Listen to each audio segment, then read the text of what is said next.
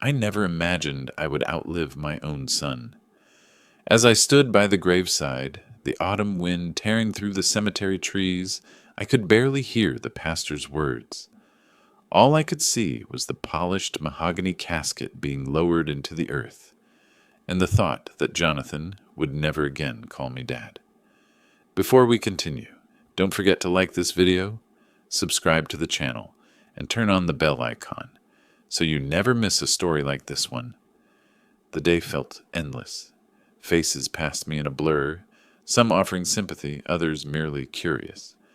My late wife Martha used to say, "Funerals reveal who truly cares and who only attends for show." That day I saw more show than care. But nothing cut deeper than the sight of Isabella, my son's widow.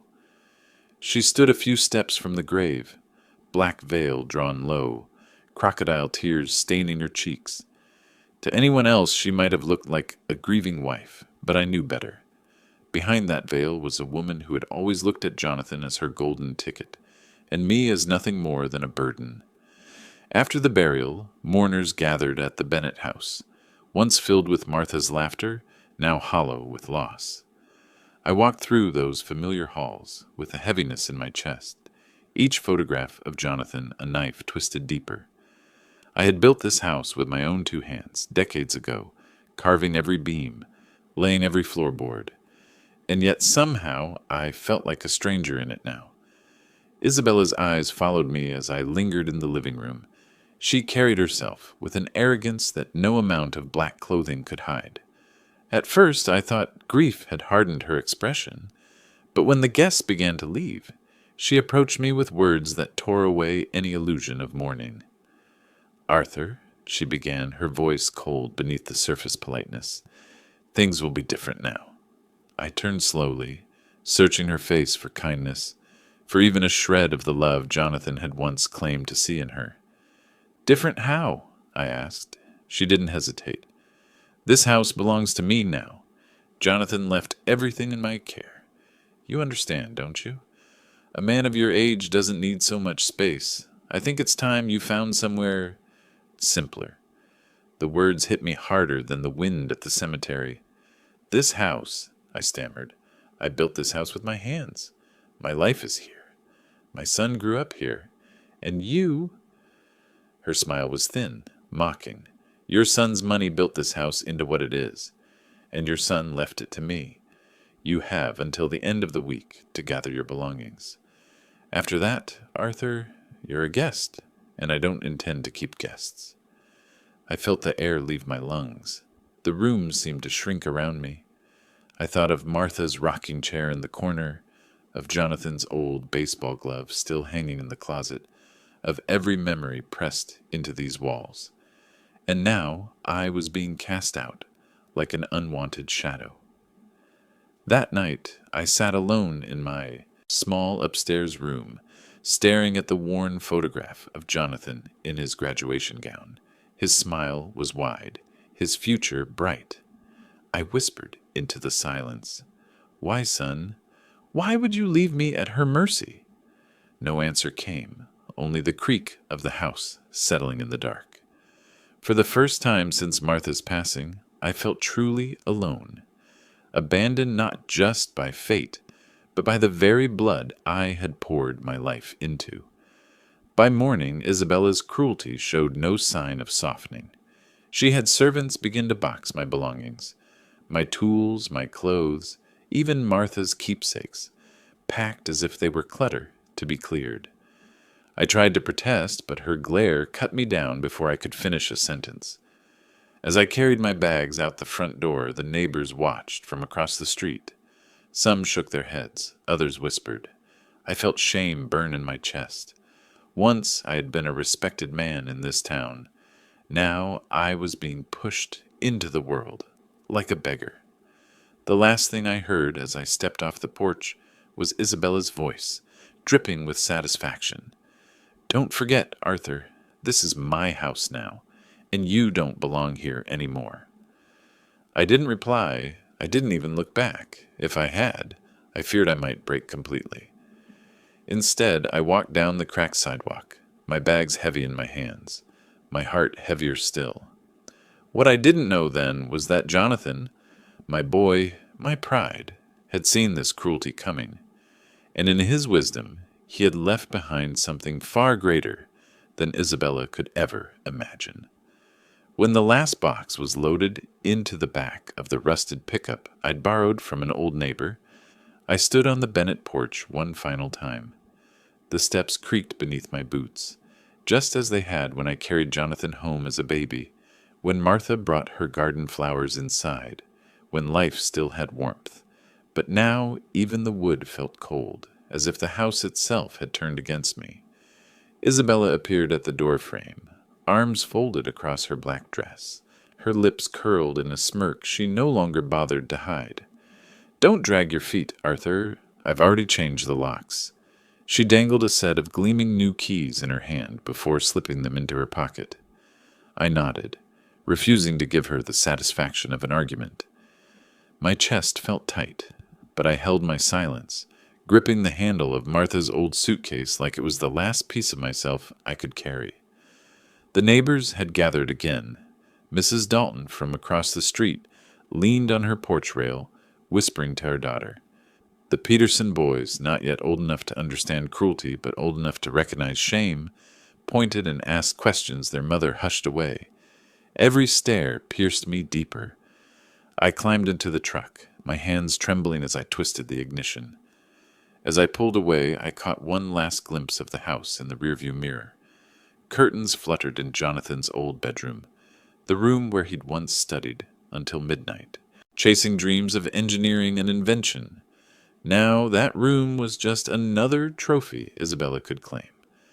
I drove aimlessly for a while, past the diner where Martha and I used to split pie on Friday nights, past the school where I'd spent 30 years teaching woodworking to restless boys who never thought they'd learn to use their hands.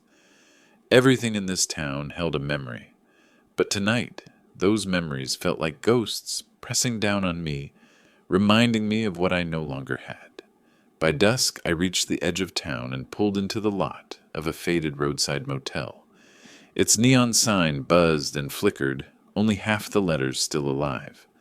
I parked beneath the humming light, killed the engine, and sat in silence for several minutes. The smell of fried food drifted from a nearby diner, mixing with exhaust fumes and the musty scent of the old carpet, rolled out at the motel's entrance. Inside, the clerk barely looked up as I slid a few crumpled bills across the counter. "Single bed, weekly rate," I muttered. He handed me a key attached to a heavy plastic tag without asking questions.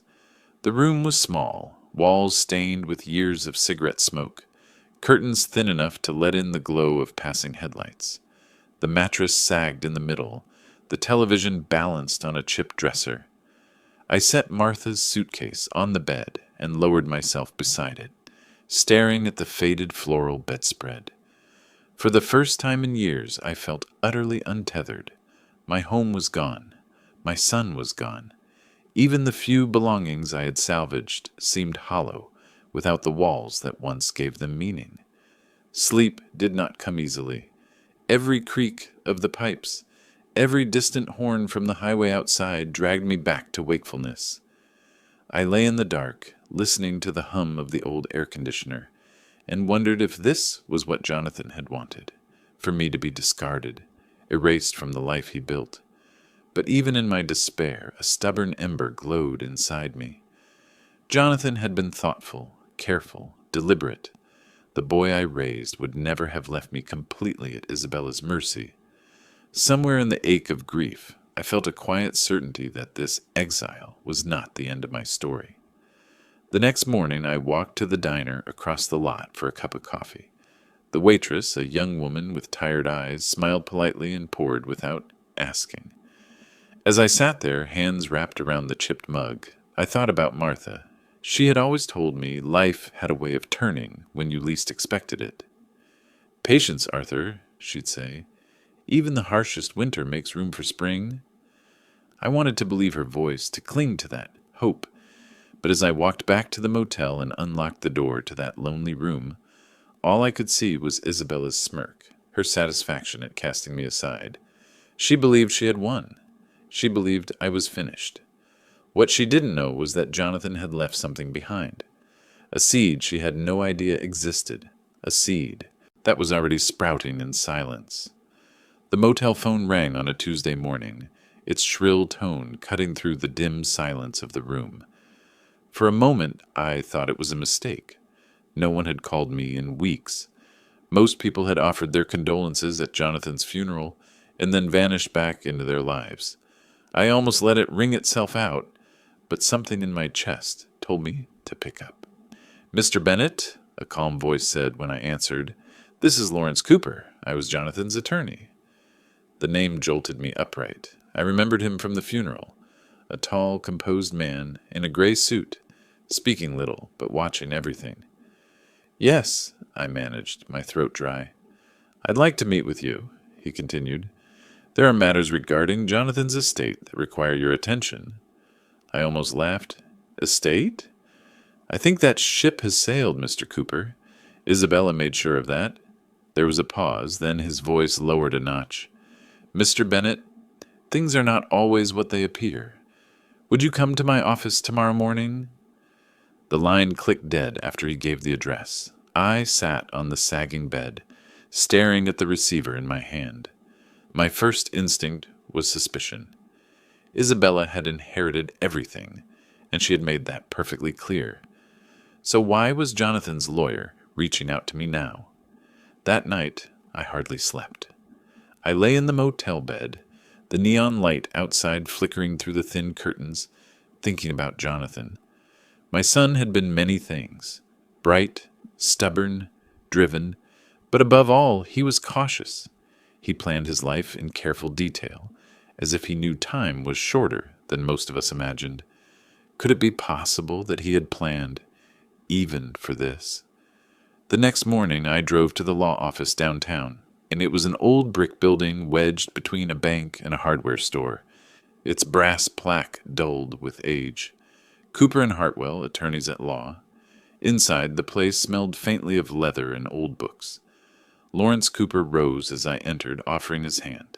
He was about my son's age, though his hair was already graying at the temples. "Mr. Bennett, thank you for coming." I shook his hand and sank into the chair across from his desk. "You said there were matters to discuss, but I don't see how. Isabella has made it clear she controls everything." He folded his hands neatly on the desk. "Yes, on paper. Isabella inherited Jonathan's estate. The will filed with the court gives her authority over the assets. But Jonathan was a very deliberate man. He left instructions beyond the will, instructions only to be opened under certain conditions." My chest tightened. "Conditions?" "Yes." Cooper leaned back, studying me. "Your son anticipated that Isabella might not honor his intentions. He put safeguards in place, safeguards that only activate if she mistreated you." For a moment, the room seemed to still. My ears rang as if the weight of his words were pressing through my skull. Jonathan had thought of me. He hadn't abandoned me completely to Isabella's cruelty. Cooper reached into a drawer and pulled out a sealed envelope. "Jonathan left this with me personally. He was very specific.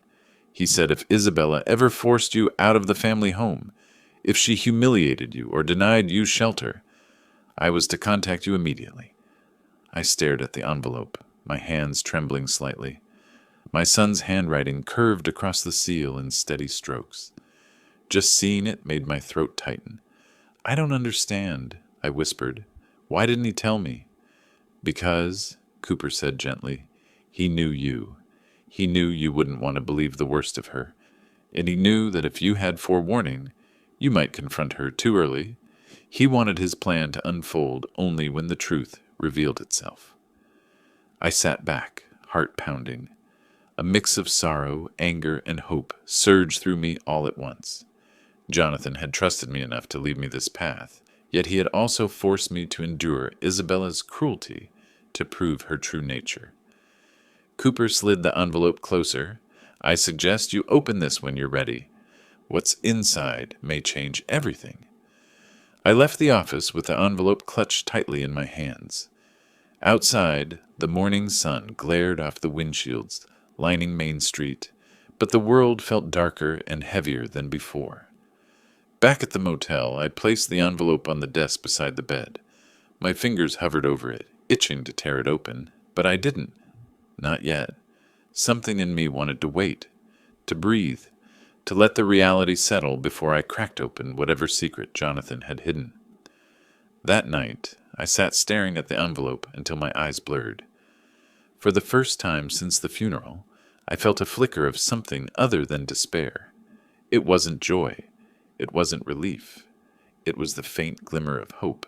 The envelope sat on the nightstand like an unanswered question, its weight pulling at my thoughts, no matter how hard I tried to distract myself.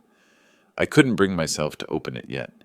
Instead, I found myself wandering through memories of Jonathan, each one clearer than the cracked wallpaper in front of me. Jonathan had always been different from other boys in our town.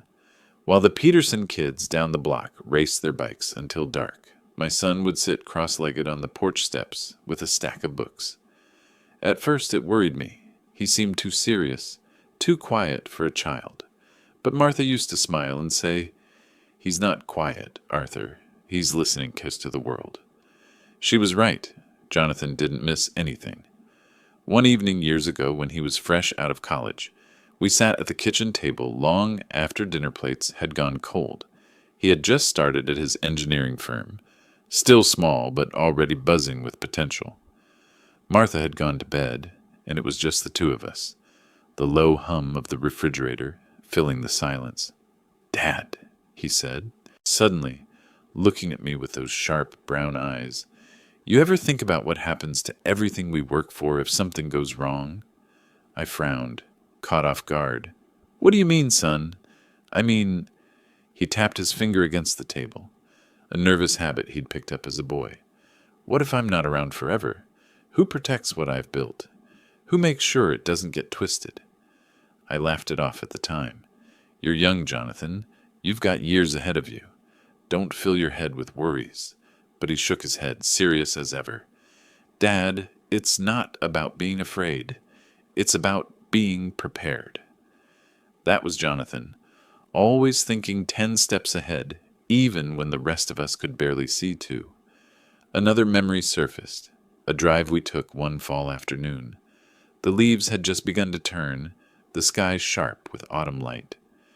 Jonathan kept his hands steady on the wheel, eyes fixed on the road. Out of nowhere, he said, "Isabella likes comfort. She likes appearances. I'm not blind to that." I turned toward him, startled. "Then why marry her?" His jaw tightened, but he smiled faintly. "Because, Dad, sometimes love is about seeing someone not just for who they are, but who they could be. I hoped she'd grow. But if she doesn't, well, I need to make sure she can't undo everything." Those words haunted me now. At the time, I dismissed them as Jonathan's usual cautious nature, maybe even a touch of paranoia. But sitting in that motel room years later, with the envelope still sealed beside me, I realized he had spoken like a man who already suspected the storm that would follow his absence. Martha used to say Jonathan inherited my hands and her heart. He could fix anything, build anything, but he also carried her instinct to protect. He had seen something in Isabella that he never admitted fully. Not to me, not even to himself. But he had prepared for it. That night, I pulled Martha's old photo album from my suitcase. The pages were worn, the corners bent, but each picture pulled me deeper into memory. Jonathan with his first bicycle, grinning wide despite scraped knees. Jonathan at his high school graduation, Martha clutching his arm proudly. Jonathan and Isabella on their wedding day, his smile genuine, hers polished like a practiced performance. I closed the album, pressing my hand against its cover, as if I could hold him there a little longer. "Son," I whispered into the quiet motel room, "what did you see that I didn't? And what have you left for me in that envelope?" The hum of the air conditioner answered, steady and unbothered. I leaned back on the thin mattress, eyes fixed on the ceiling. For the first time since the funeral, I felt as though Jonathan was still guiding me, even from beyond the grave. It wasn't time yet to open the envelope, but soon, very soon, the motel became my world. Days bled into nights, and nights dragged into mornings, each one stitched together by the same dull routine. The buzzing neon outside flickered, "Vac NCY," whenever the wind rattled the sign, as if even the building couldn't decide whether I belonged. Every morning I walked across the parking lot to the diner. Same counter stool, same chipped mug, same watery coffee poured by the waitress, who never asked questions. I appreciated that. Pity was harder to stomach than silence. I kept my head down, nursing coffee until the sun climbed high enough to make me feel guilty for loitering. Back in the motel room, I would sit for hours on the sagging mattress, staring at the envelope Lawrence Cooper had given me. It seemed to hum with a life of its own, drawing my eyes no matter where I tried to look. Some days I convinced myself I'd open it right then and there. Other days, fear kept my hands frozen. What if the letter inside confirmed my worst suspicions, that Jonathan had trusted Isabella more than me? At night, the walls carried the sounds of other tenants, muffled arguments, laughter that soured into shouting, the occasional sob. Sometimes I caught my reflection in the cracked mirror above the sink and barely recognized the man staring back. Gray stubble shadowed my jaws, my shoulders sagged with defeat, and my eyes looked as hollow as the room itself. The shame was worst when I saw familiar faces around town. Once I stopped at the gas station only to run into Mr. Jenkins, a retired mechanic I'd known for years. His smile faltered when he noticed the motel key dangling from my hand. "Arthur, you holding up okay?" he asked gently. I nodded quickly, forcing a grin that didn't reach my eyes. "Just temporary, you know. Things'll work themselves out." He gave a polite nod, but I could see the truth written in his furrowed brow. By the time I climbed back into the truck, my cheeks burned hot with humiliation. Word had spread, no doubt. The man who once built furniture for half the town, who raised a son everyone admired, was now living out of a motel like a drifter. I often thought of Martha in those moments. She would have hated seeing me like this. But I also knew what she would have said, the same words she'd repeated whenever life pressed us down. "Arthur, we're Bennetts. We bend, but we don't break." One night, unable to sleep, I took a walk along the empty highway shoulder. The air was sharp with the smell of asphalt cooling under the stars. I tilted my head back, staring at the endless sky. "Jonathan," I whispered, my voice breaking in the dark, "did you know this would happen? Did you know she'd throw me out like garbage?" A part of me almost expected an answer, as foolish as that sounds. Instead, a semi roared past, its headlights flooding me in a harsh white glare before fading into the distance. I returned to the motel with a decision hardening inside me. I couldn't keep wallowing. Jonathan had left something behind, something important enough for Cooper to guard it with such care. Whatever it was, it mattered, and I owed it to my son and to Martha to see it through. Still, the nights dragged heavy. Each creak of the floorboards above, each flicker of the neon, reminded me of how far I'd fallen. Pride can be a cruel thing.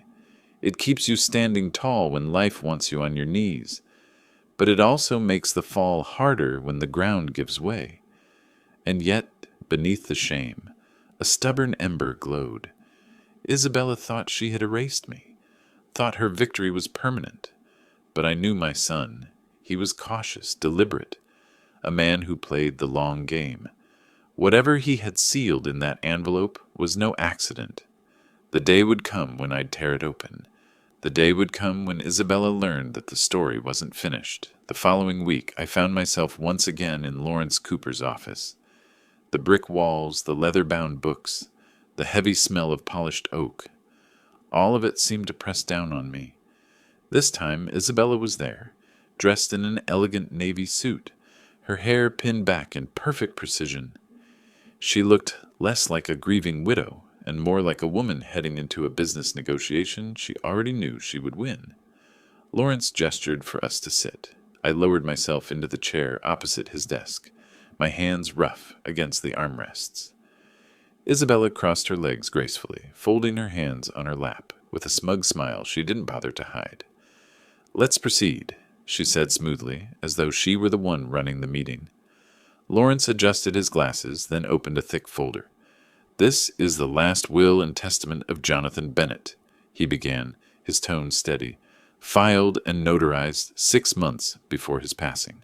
Hearing my son's name in that sterile legal tone sent a shiver down my spine. I braced myself.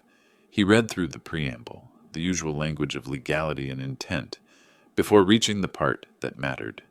"To my wife, Isabella Bennett, I leave all current assets, properties, investments, and accounts. She shall be sole executor of the estate." The word struck like a hammer. All, everything. My throat tightened as I stared at the polished surface of the desk.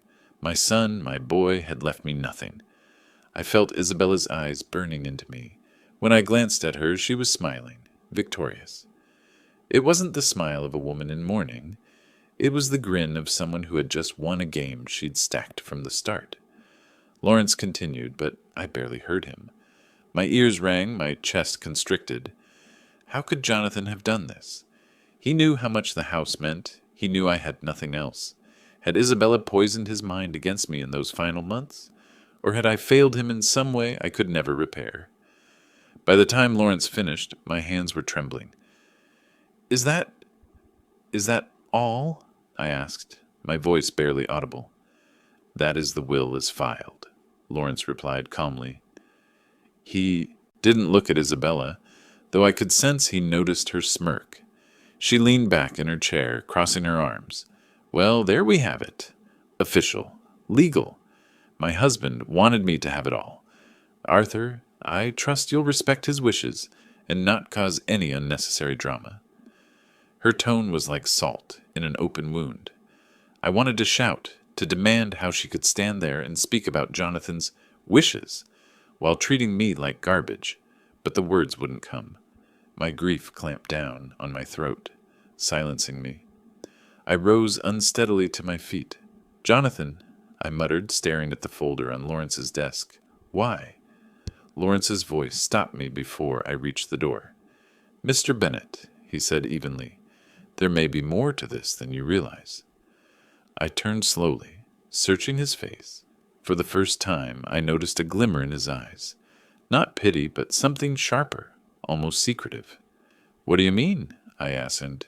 He closed the folder carefully, sliding it back into the drawer. "Not everything is revealed in a single sitting. Trust that your son knew you better than anyone." Isabella rolled her eyes. "Oh, please, this is settled." Don't fill his head with false hope. Lawrence ignored her, his gaze fixed on me. "Mr. Bennett, we will speak again. Soon." I left the office shaken, stumbling into the bright afternoon sun. Isabella brushed past me, her perfume sharp, her heels clicking like gavel strikes against the tile. She thought it was over. She thought she had won. But Lawrence's words echoed in my mind, steady and persistent. Not everything is revealed in a single sitting. For the first time in weeks, I felt something flicker inside me, faint but undeniable. Hope, the week after the will reading, felt like wandering through a fog. Every morning I woke with the same crushing thought. Jonathan had left me nothing. The man I had raised, the boy I had guided into manhood, had put everything in Isabella's hands. I carried that weight like a stone in my chest, stumbling through the days at the motel as if I were half alive. Isabella made sure I felt the humiliation at every turn.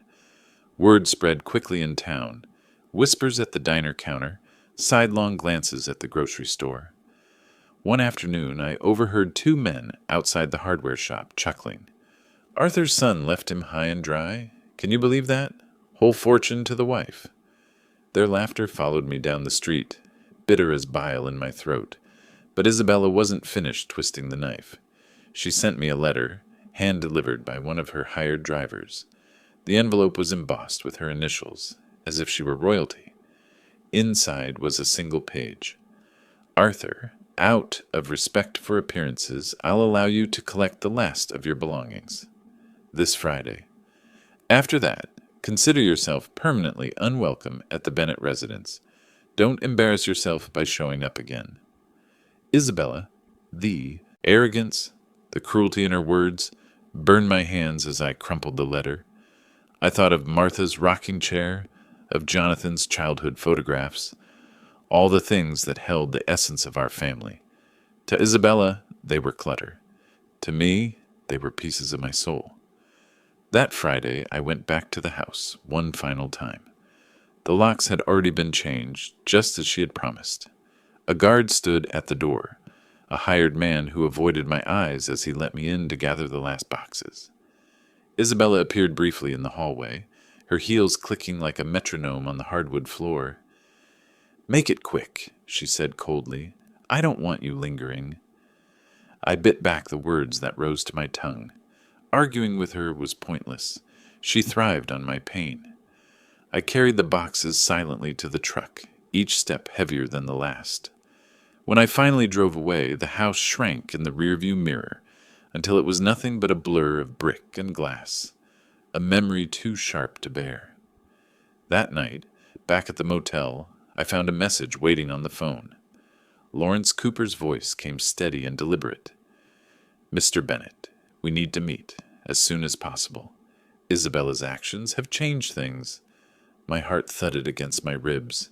Changed things? The next morning I returned to his office, clutching the motel key in my pocket, like a reminder of how far I had fallen. Lawrence greeted me with the same calm composure, though his eyes carried an intensity I hadn't seen before. "Mr. Bennett," he said, gesturing for me to sit, "what Isabella has done, forcing you from the family home, denying you shelter, has triggered a clause in Jonathan's estate plan." I blinked, unsure I'd heard correctly. "A clause?" He nodded, sliding a file across the desk. "Your son anticipated that Isabella might put her own interests before yours, so he created what we call a contingency clause. In simple terms, Isabella's inheritance depended on how she treated you. By evicting you, she has violated the conditions Jonathan set." My hands shook as I opened the file. Inside were notarized documents bearing Jonathan's signature, his handwriting steady and familiar. Tears blurred my vision as I traced the letters of his name. Lawrence continued.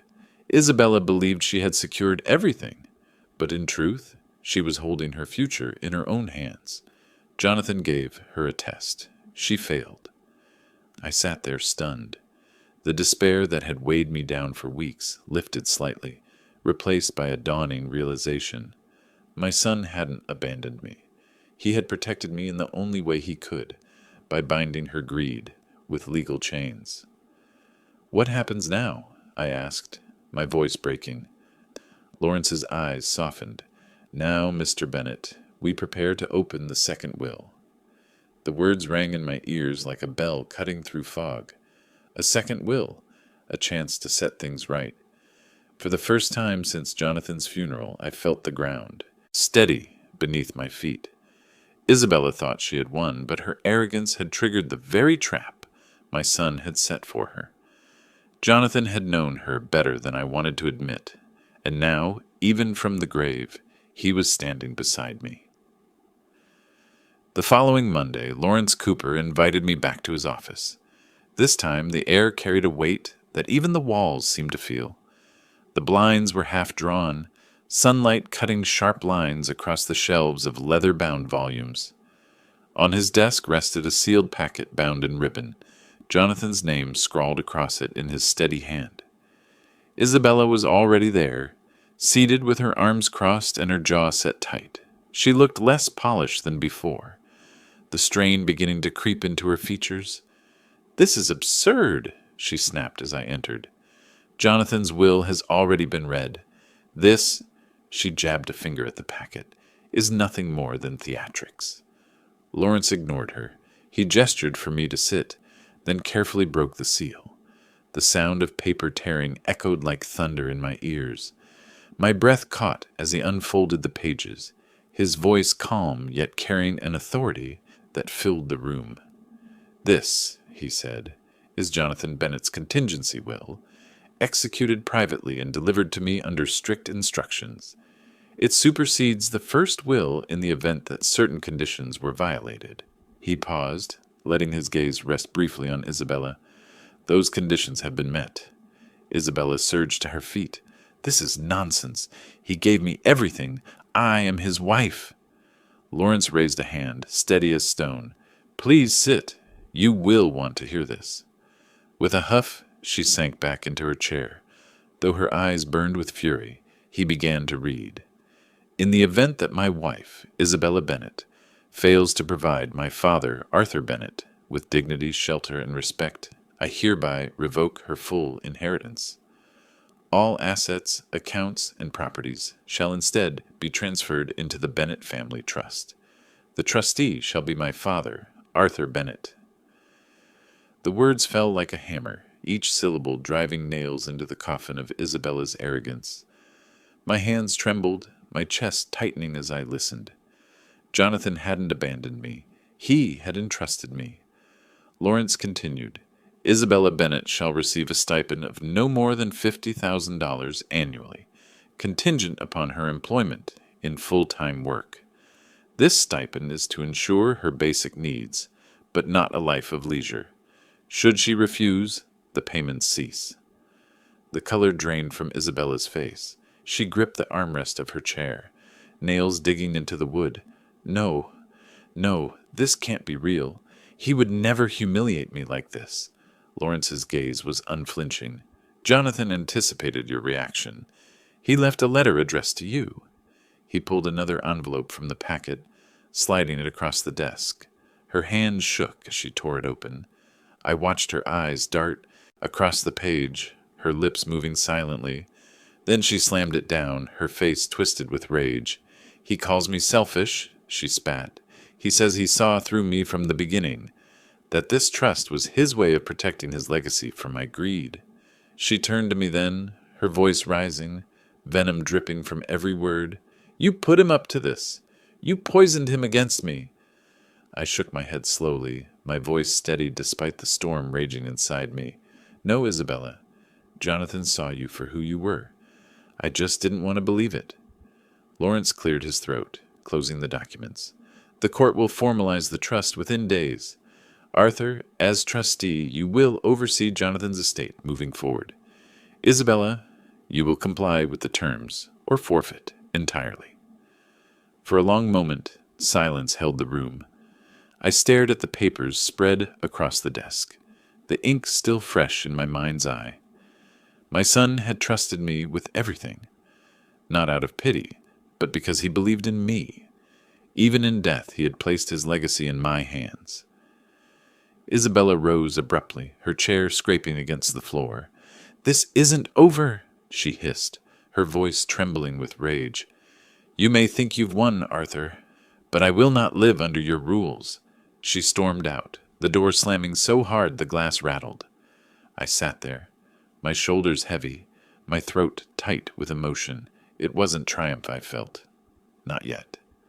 It was something deeper. The confirmation that my son had never turned his back on me, that even in his final days he had planned to shield me from the cruelty he feared.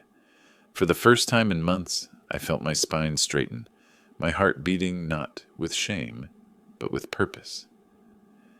News travels fast in a small town. By the end of the week, whispers had spread from the diner to the hardware store, from church pews to grocery aisles. Isabella Bennett, once queen of the Bennett estate, had been stripped of her throne.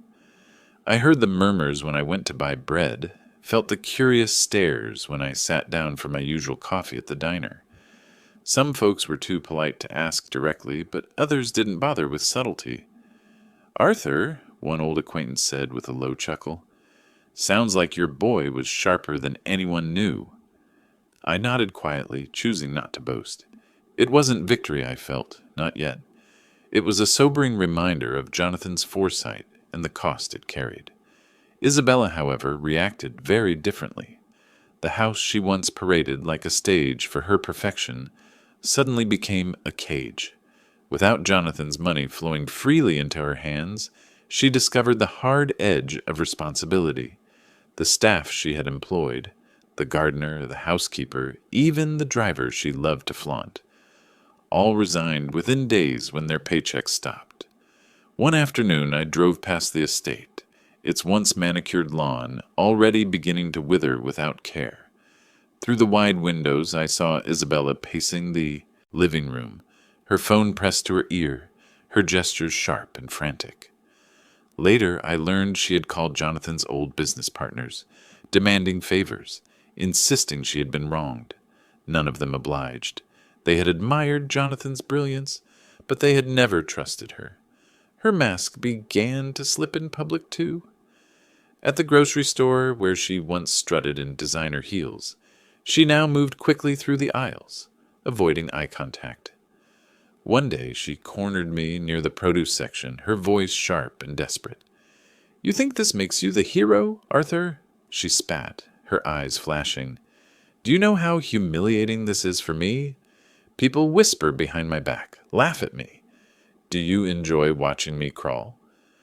I took a slow breath, gripping the cart handle. "I didn't create this, Isabella. Jonathan did. He gave you a choice. You failed it." Her face twisted, a mixture of rage and something that almost looked like fear. "He loved me," she hissed. "He wouldn't have done this unless you poisoned him against me." I shook my head. "No, he saw you for who you were. I was the blind one." Her hands trembled as she reached for a bag of apples, then let it drop without taking anything. She stormed away, her heels clattering unevenly across the linoleum. For the first time, she didn't look like the polished widow she worked so hard to be. She looked cornered. Back at the motel, I reflected on what I'd seen. There was no joy in her downfall. Watching Isabella unravel didn't bring Martha back, didn't bring Jonathan back. But there was a certain justice in it, a balance restored by Jonathan's wisdom. Still, part of me pitied her. She had built her entire identity on luxury and control, and now both had been ripped away. Without the glitter, she was left with nothing but herself, and she couldn't stand the reflection. One evening, as I sat on the edge of the motel bed, the envelope Jonathan had left, still lying open on the nightstand, I whispered into the quiet, "You were right, son. You saw further than I did, and now she's paying the price." Outside, the neon sign buzzed faintly, casting pale light across the room. For the first time since the funeral, I felt the air grow lighter around me. Isabella might rage, she might lash out, but her power was broken. Jonathan had made sure of that, and though my heart still ached with grief, I began to see a new path forming ahead, one where my shame no longer defined me, one where Martha's words about bending but not breaking began to feel true again. Becoming the trustee of Jonathan's estate was nothing like I imagined. At first the title felt hollow, a legal stamp on paper with no real meaning, but the moment Lawrence placed the documents in my hands, the truth began to sink in. My son had entrusted me with everything he built. His company, his accounts, his investments, all now rested under my stewardship. I was 67, years old, a retired carpenter who still carried calluses from a lifetime of sanding wood and driving nails. Managing millions of dollars felt like a task meant for younger, sharper men. My first days were filled with self-doubt. I sat at the motel desk, squinting at spreadsheets and statements Lawrence's office provided, the numbers blurring together until my eyes ached. "Jonathan," I muttered to the night, "why me? Why would you think I could handle this?" But deep down, I knew why. My son hadn't chosen me for my financial knowledge. He had chosen me because he trusted my heart. Jonathan knew I would guard his legacy with the same stubborn loyalty I had guarded him all his life. Lawrence proved invaluable in those early weeks. Patient, steady, he walked me through each account, explaining terms I had never heard before. Liquidity, diversification, fiduciary responsibility. Words that once sounded like a foreign language slowly began to take root in my mind. He never spoke down to me, never treated me like an old man and over his head. Instead, he reminded me gently, Arthur, you're not alone in this. Jonathan didn't leave you a burden. He left you a team. Yet with every step forward, Isabella pushed back. She showed up at the office one morning, storming through the door in designer sunglasses and a sharp suit she clearly couldn't afford anymore. This trust is a joke, she sneered, slamming her hands against Lawrence's desk. Jonathan would never have wanted me humiliated like this. You're twisting his words, and I won't stand for it. Lawrence remained calm. Mrs. Bennet, the terms are clear. You are entitled to your stipend, nothing more. Should you seek full access, you forfeit the trust entirely. Her eyes flicked toward me, seething. And you, she hissed, enjoying this, Arthur? Playing king with Jonathan's money? You're no businessman. You'll drown in responsibilities you don't understand. Her words struck deeper than I wanted to admit. For hours afterward, I sat with the document spread before me, doubt gnawing at my resolve. Maybe she was right. Maybe I was a fool, clinging to papers I barely understood. But then I thought of Jonathan, his steady voice, his cautious nature, the way he always looked 3 steps ahead. He hadn't chosen me by accident.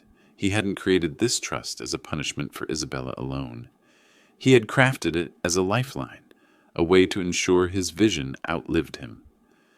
The next day I met with the trustees of his company, men and women who had respected Jonathan's brilliance. They greeted me warmly, not with pity, but with reverence for the man I had raised. Arthur, one of them said, Jonathan always spoke of you as his compass. He trusted you more than anyone. Their words steadied me. For the first time I felt the burden shift slightly, no longer crushing but anchoring me. Yes, the responsibility was immense, but so was the honor. That night at the motel, I pulled Martha's photograph from my suitcase and placed it beside Jonathan's graduation picture. Looking at them both, I whispered, I'll do it. For him, for you. I'll see this through. I knew Isabella would keep fighting, clawing for scraps of the life she believed was hers. But I also knew she could no longer touch the core of what Jonathan left behind. That belonged to me now, and through me, to every life Jonathan's work would one day touch. When I first became trustee, my world had shrunk to the walls of a motel room and the constant weight of grief. But in the weeks that followed, I began to see the trust for what it truly was, not a burden, but a blueprint. Jonathan hadn't left me money to hoard. He had left me a plan to carry his spirit forward. I started small.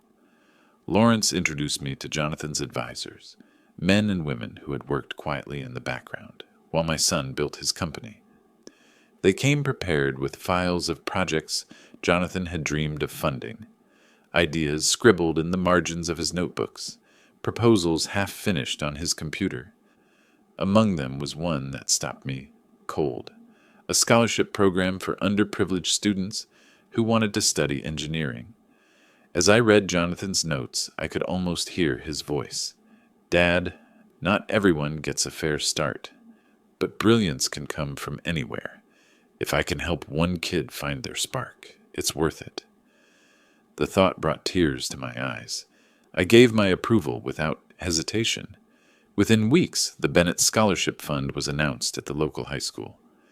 The principal shook my hand, her eyes shining with gratitude. And when I saw the first group of students lining up in the auditorium, clutching their acceptance letters, I felt something I hadn't felt in months. Pride. Word spread quickly. The town that had once whispered about my shame now spoke with admiration. Neighbors who had looked at me with pity now approached me with respect. Arthur, Mrs. Dalton said one morning at the diner, your boy would be proud, and so should you. Isabella, however, reacted differently. She showed up at the law office, her voice sharp with fury. Scholarships? She scoffed. Community projects? Jonathan's money wasn't meant for charity. It was meant for us. For me. Lawrence remained calm. Jonathan's trust made his wishes clear, Mrs. Bennet. These funds are fulfilling his vision. She turned on me then, her face twisted with contempt. You're rewriting history, Arthur. You think this makes you noble, but you're just wasting what could have been mine. You're parading around town like some savior, and everyone is laughing at me." Her words stung, but not in the way she intended. They revealed what she feared most. Not poverty, not change, but irrelevance. Without wealth to flaunt, Isabella was fading from the center of attention she had always craved. I looked her in the eye and spoke softly. Jonathan wanted his legacy to live in people, not in possessions. That's what I'm doing. If that bothers you, perhaps you should ask yourself why. She had no answer. She stormed out, her heels striking the floor like drumbeats of retreat. That evening I walked past the construction site of a new community center, another of Jonathan's dreams now coming to life. The air smelled of sawdust and fresh paint, sounds of hammers echoing into the twilight. I closed my eyes and let the memories wash over me. Jonathan as a boy, standing in my workshop, holding a hammer too big for his hands, but grinning as though he could build the world. "Look at you now, son," I whispered, my voice thick with emotion. "Still building, still shaping lives, even when you're gone." The weight of the trust still pressed heavy, but it no longer felt like a chain. It felt like a calling. Jonathan had trusted me to carry the torch, and for the first time, I believed I was worthy of it. It happened on a gray afternoon, the kind of day when the clouds hung heavy enough to press against the rooftops. I was at the community center site, watching young volunteers carry in boxes of books for the library, when Lawrence's call came through. "Arthur," he said, his voice calm but edged with something solemn, "Isabella is here in my office. She's asking for you." For a moment I almost refused. I had no interest in another confrontation, no appetite for her venom, but something in his tone told me this was different. I drove into town, the truck rattling over the potholes, my thoughts caught between dread and curiosity. When I entered the office, I hardly recognized her. Isabella sat in the corner chair, her posture slumped, her clothes less polished, her eyes swollen from tears. The proud widow who once strutted through these halls, with her nose in the air, looked like a shell of herself. "Arthur," she said, her voice hoarse, I need help." The words startled me. For months she had spat only venom, thrown only daggers. Now she sounded like someone drowning. "What kind of help?" I asked cautiously. She twisted her hands in her lap. "The stipend. It's not enough. I thought I could manage, but bills pile up. People whisper. I can't live like this. I don't know what to do." Lawrence leaned back in his chair, his expression unreadable. "Mr. Bennett, as trustee, the decision rests with you. The terms are clear. She receives the stipend as long as she works. Beyond that, the trust does not permit further support." Isabella's eyes darted to me, wide and desperate. "Please, you've won. I admit it. But I can't bear this humiliation. Everyone thinks I'm a failure. They laugh at me, Arthur. They laugh at me." I studied her for a long moment. I saw the woman who had mocked me at Jonathan's funeral, who had driven me from my home, who had tried to strip me of dignity. But I also saw something else. A woman hollowed by her own greed, trapped in the emptiness she had built for herself. "Isabella," I said quietly, "this isn't about me winning. It never was. Jonathan gave you a chance. He asked only that you show me respect. You couldn't, and now you're reaping what you sowed." Her lips trembled, but she didn't argue. For once there was no venom left in her, only silence. I rose to my feet, steadying myself on the arm of the chair. "I won't bend the rules Jonathan set, but I'll tell you this. Dignity doesn't come from money. If you want it back, you'll have to earn it, just like everyone else." Her eyes filled with tears, but she didn't speak again. Lawrence escorted her out, and I watched as she walked away, shoulders hunched, her figure shrinking down the hallway until she was gone. When the door closed, I felt a wave of something unexpected. Not triumph, not bitterness, but release. For the first time since Jonathan's death, I wasn't carrying rage against her. Justice had been served, not by my hand, but by Jonathan's foresight. The fight was over. That evening I returned to the community center. The young volunteers had finished their work, and the place smelled of fresh wood and paint. In the corner, a boy no older than 16 sat leafing through one of the donated books, his eyes wide with wonder. I stood quietly, watching him. Jonathan's vision lived here, in the minds that would grow brighter, in the futures that would open wider. Later, back at the motel, I placed Martha's photograph beside Jonathan's once again. The two faces I had loved most in the world looked back at me, their smiles frozen in time. "I did it," I whispered. "I carried the torch. Jonathan, your plan worked. Martha, your words held true. We bent, but we didn't break." The neon sign outside buzzed, as it always did, but tonight its glow felt different. Not like a reminder of shame, but like a beacon. I was no longer the man cast out, no longer the father discarded. I was the keeper of my son's legacy, the guardian of something far greater than wealth. And in that truth, I finally found peace. The burden was heavy, yes, but for the first time since the funeral, I carried it with pride.